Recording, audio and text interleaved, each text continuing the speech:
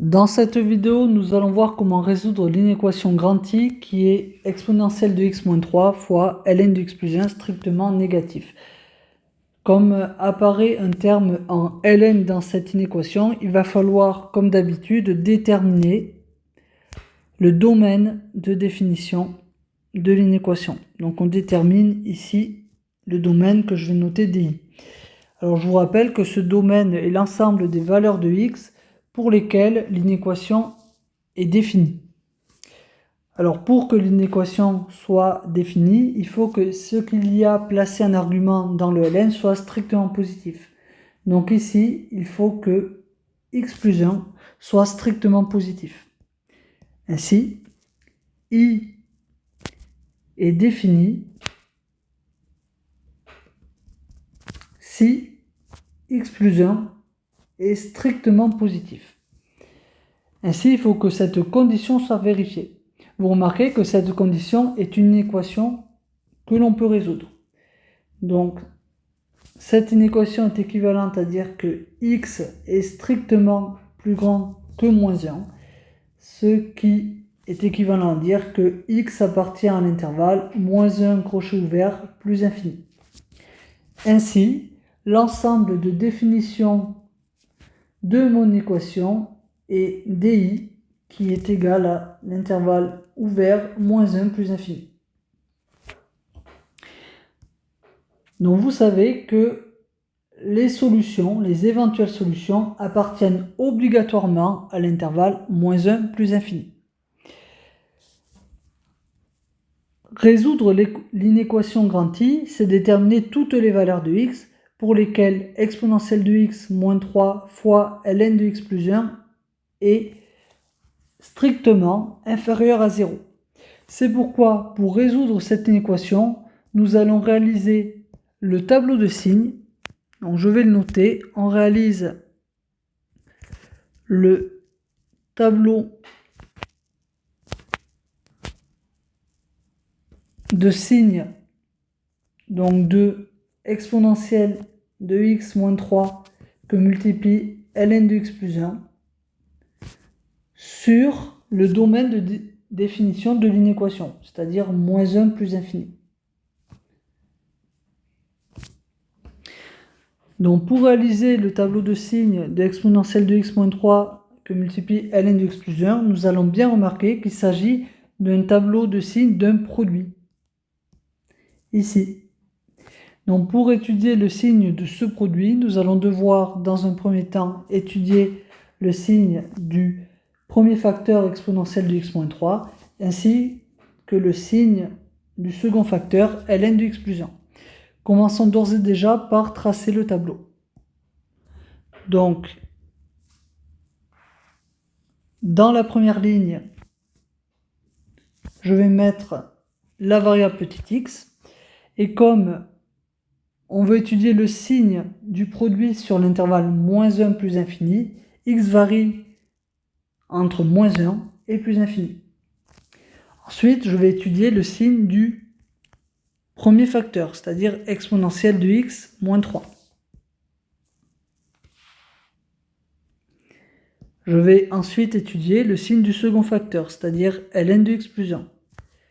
Et enfin, dans une dernière ligne, je vais étudier le signe du produit de ces deux termes,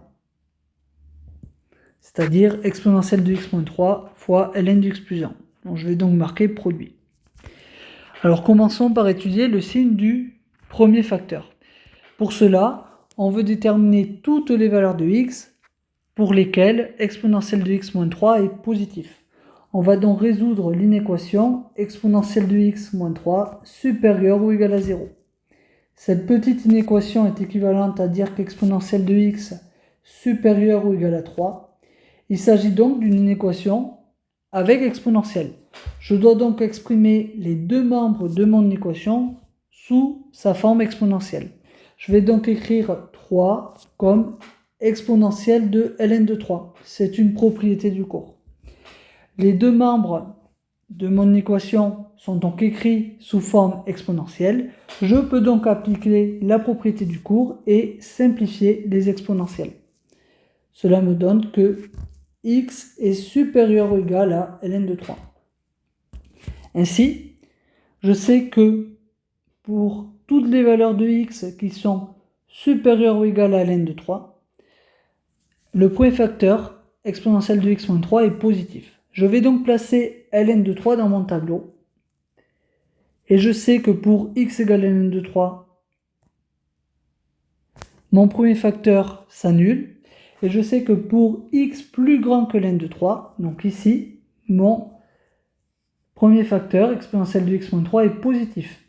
Donc je mets un plus ici, si bien que avant, je mets un moins. Je vais maintenant étudier le signe du second facteur. Donc je vais vouloir déterminer toutes les valeurs de x pour lesquelles ln de x plus 1 est positif. Je dois donc résoudre l'inéquation ln de x plus 1 supérieur ou égal à 0. Il s'agit d'une inéquation avec ln. Je vais donc devoir exprimer les deux membres de mon inégalité sous la forme d'un logarithme népérien. Donc je laisse tel quel ln de x plus 1 et je vais me rappeler, je vais le marquer en rouge d'ailleurs, que 0 s'écrit sous la forme de ln de 1. C'est une propriété du cours. Je vais donc remplacer 0 par ln de 1. Et à présent, les deux membres de mon équation sont exprimés sous la forme d'un logarithme népérien. Je peux donc appliquer la propriété du cours et simplifier les logarithmes. Donc ma petite inéquation est équivalente à dire que x plus 1 supérieur ou égal à 1. Et en simplifiant, je sais que c'est équivalent à dire que x est supérieur ou égal à 0. Autrement dit, pour toutes les valeurs de x qui sont supérieures ou égales à 0, le second facteur ln de x plus 1 est positif. Ainsi, pour x égale 0, mon second facteur va obligatoirement s'annuler. Je vais donc placer 0, qui est plus petit que ln de 3, dans la première ligne. Et je sais que pour x égale 0, donc ici, le second facteur s'annule. Et lorsque x est supérieur à 0, le second facteur est positif. Donc je vais donc placer un plus ici. Et avant 0, forcément, mon second facteur est négatif.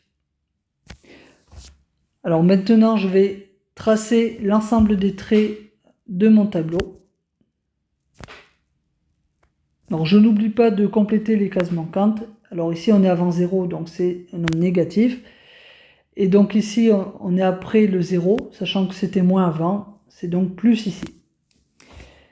Donc maintenant que j'ai étudié les deux facteurs, je vais pouvoir étudier le signe du produit en réalisant donc, le produit algébrique des signes dans la première ligne. Donc dans la première case, je sais que je vais multiplier un nombre négatif par un nombre négatif. Je vais donc avoir un nombre positif. Pour x égale 0, je multiplie un nombre par 0. Cela me donne donc 0. Dans la deuxième case, je multiplie un nombre négatif par un nombre positif. Cela me donne un nombre négatif. Pour x égale ln de 3, je multiplie 0 par un nombre. Cela me donne 0. Et enfin, dans la dernière case, je multiplie un nombre positif par un nombre positif. J'ai donc un nombre positif.